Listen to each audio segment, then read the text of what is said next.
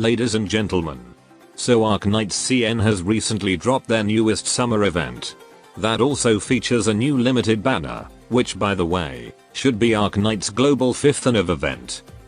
And in this video I will show you what the new limited character can do. Our newest limited is Pepe, the cat. An adorable girl who is certainly a monster hunter hammer main. And she is our first 6-star Earthshaker guard.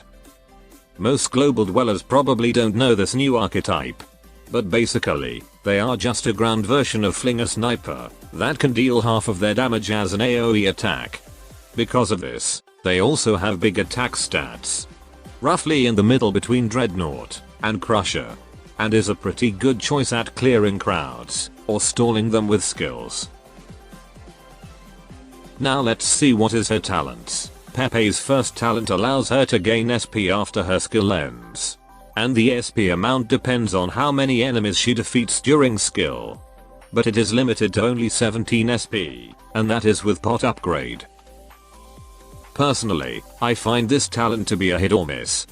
With her skills, especially skill 3, she can easily defeat all kinds of enemies. But it's not like you get a stage with tons of trash enemies like 11-6 every day. And when you do, you definitely wish for a bigger SP limit. Particularly for her skill 3 that has big SP cost. For talent 2. When Pepe is deployed, she will give attack buff to all guard, including herself. It's a dead simple talent, but overall a pretty good buff. Now let's see her skills. The first one is the usual next attack deal critical damage stuff, but with a spice of Pepe able to break free from any kind of negative status, like stun and frozen. Pretty much like Lessing S3, but more constant, and she needs a target to be in her range first. For skill 2, Pepe's range will expands, gain attack and attack speed buff, but now attacks random targets. Which is usually not a problem because of her AoE. Additionally, each time she uses this skill, subsequent activation will give her more attack speed up to 2 times. It's a pretty great skill to handle crowds. And thanks to its cheap cost and her talent 1, she should be able to spam this if she can constantly defeat an enemy. Moving on, last skill is definitely her best. This one will give her massive attack stat. And now her attacks will stun the enemies, with the main target stun duration is longer. Furthermore, she will get more attack bonus, and the AoE radius increases every time she attacks. Overall this is an amazing skill. Not only does it have a big damage per hit, but she is able to stun lock most enemies with this. And makes Pepe, who doesn't really have a tanky stats, able to face dangerous enemies head on. Not to mention the AoE radius at maximum is really wide, and able to cover other lanes.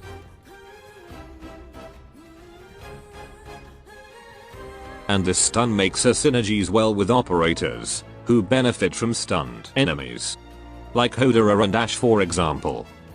But with that said, not every enemy can be stunned, typically bosses. Other drawbacks include the big SP cost. Especially if you are using this skill when there's only a single or a few enemies. Therefore she doesn't benefit much from her talent 1. But all in all, this is still a great damage dealer and crowd control skill. So ladies and gents, what do you think about Pepe?